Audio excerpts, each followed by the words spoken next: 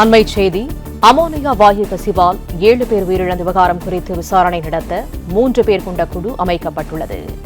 பெரியபாளையம் அருகே இறால் பதப்படுத்தும் தனியார் தொழிற்சாலையில் அமோனியா வாயு கசிவு விவகாரத்தில் உடல்நலம் பாதிக்கப்பட்டு மருத்துவமனைகளில் அனுமதிக்கப்பட்ட தொழிலாளர்களில் 7 பேர் உயிரிழந்தது குறித்து விசாரணை தொடங்குகிறது.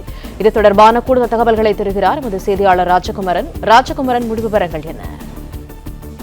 திருவள்ளூர் மாவட்டம் பெரியபாளையம் அருகே இறால் பண்ணையிலிருந்து வெளியேறிய அமோனியா வாயு கசிவின் காரணமாக அங்கே பணியில் இருந்த 70க்கும் மேற்பட்டவர்கள் கடும் பாதிப்பை சந்தித்திருக்கின்றார்கள். அதில் 7 பேர் உயிரிழந்திருக்கின்றார்கள். இதுவரை இன்னும் பலர் மிகவும் தீவிரமான சிகிச்சை பிரிவில் அனுமதிக்கப்பட்டிருக்கின்றார்கள். தீவிர சிகிச்சை பிரிவில் உயிர்காக்கும் சிகிச்சையிலே ஸ்டான்லி மருத்துவமனையில் எல்லாம் பலர் அனுமதிக்கப்பட்டிருக்கின்றார்கள். இந்த நிலையில்தான் அமோனியா வாயு கசிவு தொடர்பாக விசாரணை நடத்தி அறிக்கை தாக்கல் செய்வதற்காக குழு அமைக்கப்பட்டிருக்கின்றது.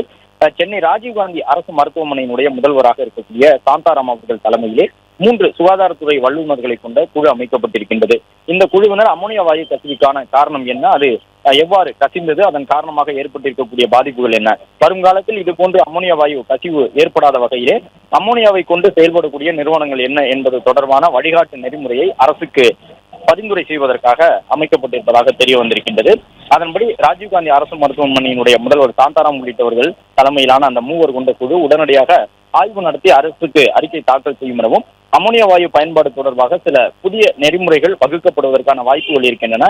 இப்பொழுது 7 பேர் அமோனியா வாயு கசிவால் உயிரிழந்திருக்கின்றார்கள். இனி வரக்கூடிய காலத்தில் இது போன்ற உயிரிழப்புகள் ஏற்படாத வண்ணம் தொழிற்சாலையிலே பின்பற்ற வேண்டிய பாதுகாப்பு நெறிமுறைகள் என்ன என்பது குறித்த வரையறையை அரசுக்கு பரிந்துரைப்பதற்காக இந்த குழுவினர் செயல்படுவார்கள் என்று சொல்லப்பட்டிருக்கின்றது.